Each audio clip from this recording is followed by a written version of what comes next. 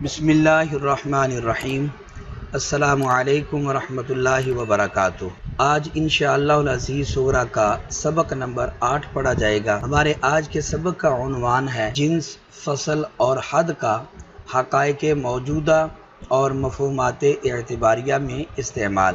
آج کے سبق کے اندر ہم پڑھیں گے نمبر 1 حقائق موجودہ، نمبر 2 مفہومات اعتباریہ، نمبر 3 جنس، فصل اور حد کا حقائق موجودہ اور مفہومات اعتباریہ میں استعمال، نمبر 4 مناطقہ اور اہل لغت کے نزدیک حد اور معرف میں نسبت۔ آئیے پہلے ہم آج کے سبق کی عبارت اور اس کا ترجمہ سماعت کرتے ہیں۔ بدان کے جنس و فصل و حد را بیشتر در حقائق موجودہ در خارج استعمال می کنند۔ آپ جان لیں کہ جنس، فصل اور حد کا خارج کے اندر موجود حقائق کے اندر زیادہ تر استعمال کیا جاتا ہے۔ ودر مفہومات اعتباریہ نیز، اور مفہومات اعتباریہ میں بھی، چون اصطلاحات نحات، مفہومات اعتباریہ جیسے نحویوں کی اصطلاحات، مثل کلمہ و اسم و فعل و حرف و معرب و مبنی استعمال می کنند۔ نحویوں کی اصطلاحات جیسے کلمہ، اسم، فعل، حرف، معرب اور مبنی، ان مفہومات اعتباریہ میں بھی استعمال کیا جاتا ہے۔ و پیش اہل عربیت حد بمعنی معرف باشد، اور اہل عربیت کے نزدیک حد بمعنی معرف کے ہوتی ہے۔ و اقسام اربع دروے داخل باشد، اور چاروں اقسام اس کے اندر داخل ہوں۔ یہ تھی ہمارے آج کے سبق کی عبارت اور اس کا ترجمہ۔ آئیے اب ہم سبق کی وضاحت سمجھتے ہیں۔ تو سب سے پہلے ما قبل کے ساتھ ربط۔ پچھلے سبق کے اندر ہم نے معرف کے ابتداءً 2 قسم پڑھے تھے، نمبر 1 حد اور نمبر 2 رسم، اور اس سے پہلے ہم نے معرف کے مبادی یعنی کلیات خمسہ یعنی نوع، جنس، فصل، خاصہ اور عرض عام کو پڑھا تھا۔ آج کے سبق کے اندر مصنف 2 تحقیق مقام کر رہے ہیں۔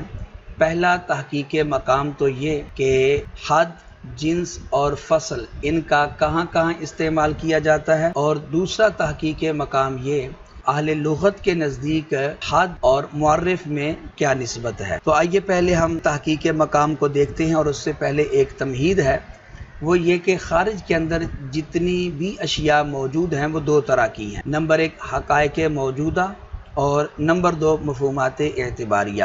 جو بھی خارج کے اندر موجود ہے وہ 2 حال سے خالی نہیں، یا تو اس میں غیر اللہ کو دخل ہوگا یا غیر اللہ کو دخل نہیں ہوگا۔ اگر غیر اللہ کو دخل نہ ہو تو ان کو حقائق موجودہ کہا جاتا ہے، اور اگر غیر اللہ کو دخل ہو تو ان کو مفہومات اعتباریہ کہا جاتا ہے۔ حقائق موجودہ کی تعریف یہ ہوئی کہ حقائق موجودہ ان موجودات کو کہا جاتا ہے کہ جن میں غیر اللہ کو دخل نہ ہو۔ آگے عام ہے کہ اللہ کو دخل ہو یا اللہ کو بھی دخل نہ ہو، جیسے مثلا انسان، زمین، آسمان، پہاڑ، دریا، پانی وغیرہ وغیرہ، یہ ایسے حقائق موجودہ ہیں کہ جن میں غیر اللہ کو تو دخل نہیں ہے لیکن اللہ کو دخل ہے، کیونکہ ان کو خدا تعالیٰ نے وجود دیا ہے۔ یا اللہ تعالیٰ کو بھی دخل نہ ہو، جس طرح کہ اللہ تعالیٰ کی ذات ہے اور صفات ہے، کیونکہ اللہ کی ذات اور صفات ان کے وجود کے اندر اللہ تعالیٰ کو دخل نہیں ہے، بلکہ خدا تعالیٰ کی ذات اور صفات وہ خود موجود ہیں۔ دوسرے نمبر پر ہیں مفہومات اعتباریہ۔ مفہومات اعتباریہ ان موجودات کو کہا جاتا ہے کہ جن میں غیر اللہ کو دخل ہو، جس طرح کہ مثلا جو انسان نے چیزیں بنائی ہیں، جیسے مثلا یہ فنون اور علوم کی جو اصطلاحات ہیں یہ انسانوں نے وضع کی ہیں، تو یہ مفہومات اعتباریہ کہلاتی ہیں۔ تو یہ موجودات آگے کے 2 طرح کے موجودات ہیں، حقائق موجودہ اور مفہومات اعتباریہ۔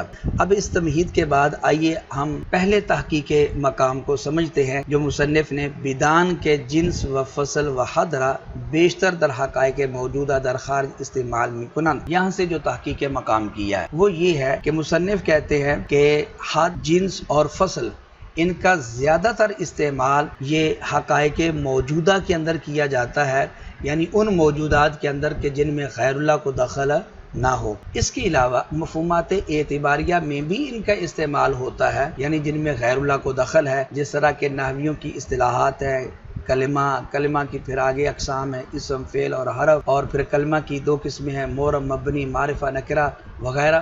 تو یہ جو نحویوں کی اصطلاحات ہیں یہ مفہومات اعتباریہ ہیں، ان کے اندر بھی حد، جنس اور فصل ان کا استعمال کیا جاتا ہے۔ آئیے اب ہم ایک مثال، ایک حقائق موجودہ سے ایک مثال سمجھتے ہیں اور ایک مفہومات اعتباریہ سے۔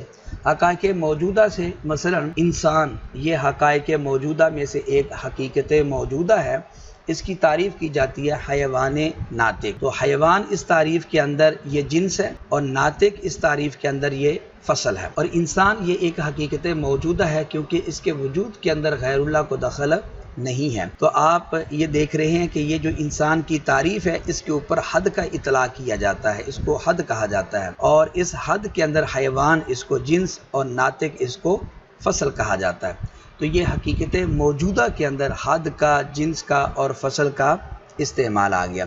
اسی طرح مفہومات اعتباریہ کے اندر بھی ان کا استعمال کیا جاتا ہے، جس طرح کہ نحوی کلمہ کی تعریف کرتے ہیں لفظ وضع لمعنی مفرد۔ تو یہ لفظ وضع لمعنی مفرد یہ کلمہ کا مفہوم اعتباری ہے، اس میں غیر اللہ کو دخل ہے کیونکہ یہ نحویوں نے اس کو وضع کیا ہے اور نحویوں نے یہ تعریف کی ہے۔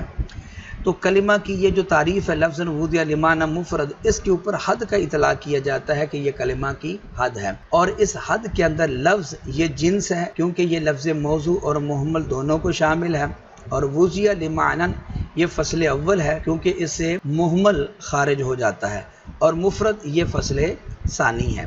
تو آپ دیکھ رہے ہیں کہ کلمہ، اس کی جو تعریف ہے لفظ وضع لمعنی مفرد، یہ ایک مفہوم اعتباری ہے، اس میں غیر اللہ کو دخل ہے، تو اس کی یہ جو مفہوم اعتباری اور تعریف ہے اس کے اوپر حد کا اطلاق کیا جاتا ہے، اور اسی طرح جنس اور فصل کا بھی اطلاق کیا جاتا ہے، استعمال کیا جاتا ہے۔ تو یہ آ گیا کہ حد، جنس اور فصل ان کا جس طرح حقائق موجودہ کے اندر استعمال ہوتا ہے، مفہومات اعتباریہ میں بھی استعمال ہوتا ہے، لیکن حقائق موجودہ کے اندر استعمال زیادہ ہوتا ہے اور مفہومات اعتباریہ میں استعمال ان کی بنسبت کم ہوتا ہے۔ دوسرا تحقیق مقام یہ ہے اہل لغت کے نزدیک حد اور معرف میں کیا نسبت ہے۔ اس تحقیق مقام کو مصنف نے و پیش اہل عربیت حد بمعنی معرف باشد یہاں سے بیان کیا ہے کہ اہل عربیت کے نزدیک، اہل عربیت کہتے ہیں اہل لغت کو جس کے اندر صرفی، نحوی اور علم معانی والے علماء آ جاتے ہیں، اہل لغت کے نزدیک حد اور معرف میں نسبت سے پہلے ہم مناطقہ کے نزدیک جان لیتے ہیں، کیونکہ جن کی یہ اصطلاحات ہیں حد، جنس اور فصل، ان کے نزدیک حد میں اور معرف میں کیا نسبت ہے۔ تو مناطقہ کے نزدیک حد اور معرف میں عموم، خصوص، مطلق کی نسبت ہے۔ حد یہ خاص مطلق ہے اور معرف یہ عام مطلق ہے۔ تو جو حد ہوگی وہ معرف تو ضرور ہوگا، لیکن جو معرف ہو ضروری نہیں کہ وہ حد ہو سکتا ہے کہ وہ رسم ہو۔ تو مناطقہ کے نزدیک حد اور معرف میں عموم، خصوص، مطلق کی نسبت ہے۔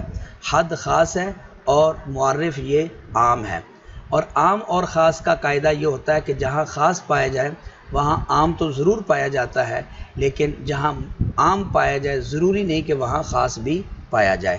لہٰذا جہاں حد پائی جائے گی، جس پر حد سچی آئے گی اس پر معرف ضرور سچا آئے گا، لیکن جس پر معرف سچا ہے ضروری نہیں کہ اس پر حد بھی سچی ہے، کیونکہ معرف تو رسم پر بھی سچا آتا ہے، جبکہ رسم کے اوپر حد سچی نہیں آتی، کیونکہ حد میں اور رسم میں یہ ایک دوسرے کی نقیضیں ہیں، ان میں تعارض پایا جاتا ہے۔ مناطقہ کے نزدیک حد اور معرف میں نسبت جان لینے کے بعد آئیے اب ہم اہل لغت کے نزدیک جانتے ہیں کہ حد اور معرف میں کیا نسبت ہے، اور مصنف یہی بیان کرنا چاہتے ہیں۔ تو مصنف نے بیان کیا کہ اہل عربیت کے نزدیک، اہل لغت کے نزدیک حد معرف کے معنی میں ہوتی ہے، یعنی ان میں تساوی کی نسبت ہے۔ لہٰذا جو معرف کے اقسام ہوں گے تو وہ حد کے بھی اقسام ہوں گے۔ معرف کے 4 قسم ہیں: حد تام، حد ناقص، رسم تام اور رسم ناقص۔ تو جس طرح یہ معرف کے اقسام ہیں تو اسی طرح یہ حد کے بھی اقسام ہوں گے، کیونکہ جب دو چیزیں آپس میں مساوی ہوں، ان کے درمیان تساوی کی نسبت ہو، تو ایک مساوی کے جو اقسام اور احکام ہوتے ہیں دوسرے مساوی کے بھی وہی اقسام اور احکام ہوتے ہیں۔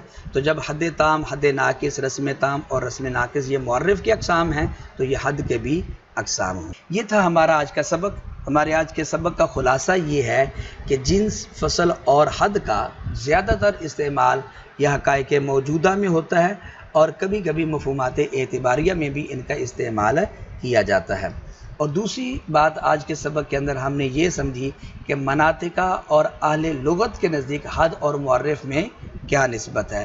تو مناطقہ کے نزدیک عموم خصوص مطلق کی نسبت ہے، جبکہ اہل لغت کے نزدیک حد اور معرف میں تساوی کی نسبت ہے۔ آخر میں ایک تمرین ہے جس کے اندر 2 سوال ہے، آپ ان کو حل کریں۔